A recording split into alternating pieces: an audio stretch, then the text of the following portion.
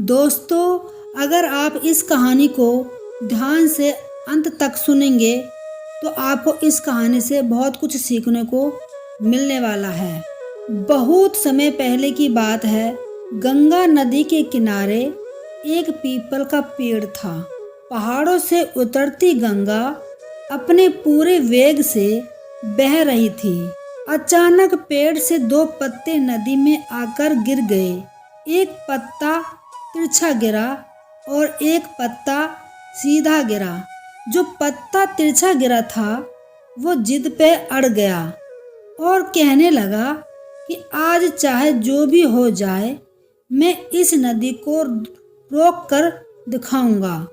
चाहे मेरे प्राण क्यों न चले जाएं, मैं इसे आगे नहीं बढ़ने दूंगा। वह पत्ता जोर जोर से चिल्लाने लगा, रुक जा गंगा, मैं तुझे आगे नहीं जाने दूंगा। पर नदी तो बहती ही जा रही थी। नदी को पता नहीं था कि कोई पत्ता उसे रोकने का प्रयास कर रहा है। इधर पत्ते की जान पर बनाई थी। वह लगातार संघर्ष कर रहा था। वो पत्ता नहीं जानता था कि बिना लड़े भी वहीं जाना था जहां थक हार कर पहुंचेगा।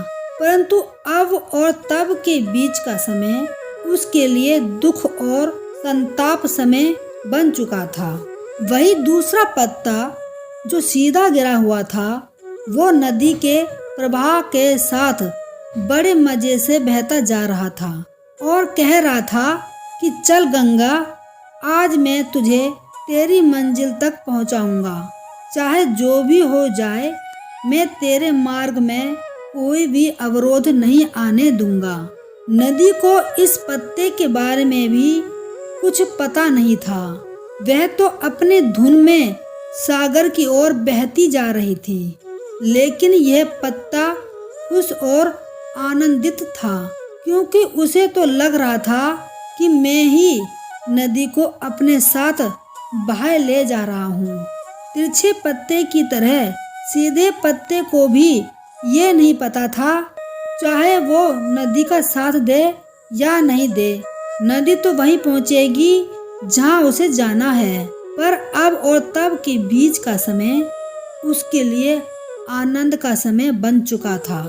जो पत्ता नदी से लड़ रहा था, उसकी जीत का कोई उपाय नहीं था, और जो पत्ता नदी के साथ बहता जा रहा था, उसकी हार का कोई उपाय नहीं था।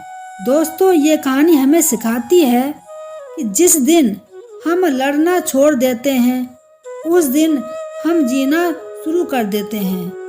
अब लड़ना छोड़ देने का अर्थ ये नहीं है कि आप सपने ना देखें या उसके लिए मेहनत ना करना बंद कर दें, बल्कि लड़ना छोड़ देने का अर्थ यह है कि आप उन चीज़ों को बदलने की कोशिश ना करें जो आपके हाथ में नहीं है। यही खुश रहने का मूल मंत्र है। दूसरे को बदलने में अपना जीवन को बर्बाद ना करें, बल्कि खुद को बदलें।